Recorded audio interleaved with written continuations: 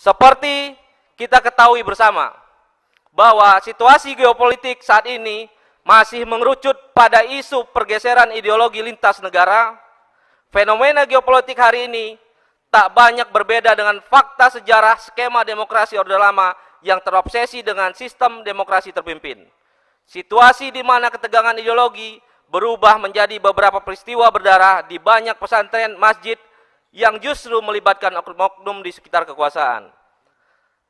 Tema radikalisme menjadi salah satu alat propaganda paling menguntungkan dan efektif bagi sedikit kelompok berhaluan ideologi kiri untuk menyudutkan kelompok Islam.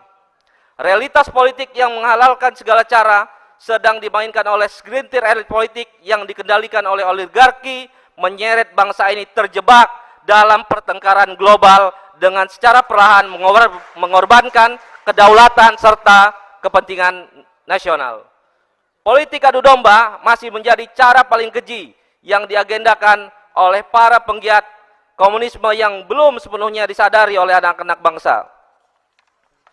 Sebagai entitas mayoritas hari ini benar-benar terjebak dalam konstelasi perebutan kekuasaan yang hanya memanfaatkan partisipasi politik secara tidak hormat. Mungkin inilah masa yang dimetaforakan oleh baginda Rasulullah Shallallahu Alaihi Wasallam bahwa akan ada suatu masa umat Islam hanya seperti buih di lautan, banyak namun ringan dan tak berisi, hingga dengan mudahnya terombang-ambing oleh gelombang dan badai peradaban.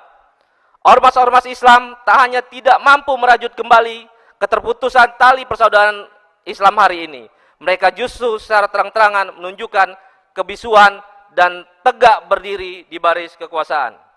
Umat Islam Indonesia sangat rentan dengan adu domba dan seringkali menjadi korban pertarungan dan konvergensi lintas mazhab dan pemikiran. Kondisi Islam politik yang demikian rapuh semakin tak diperhitungkan peran serta pengaruhnya. Saat kepemimpinan nasional dikendalikan oleh orang yang tidak memiliki komitmen yang tinggi, era di mana geliat ekonomi, gerakan politik umat Islam dikontrol secara ketat hingga bahkan ditiadakan eksistensinya. Tak jarang banyak ulama yang harus menanggung resiko dakwah dengan delik hukum syarat diskriminasi. Bahkan tanpa ragu, aset kekayaan umat Islam hendak dijarah dengan modus gerakan wakaf.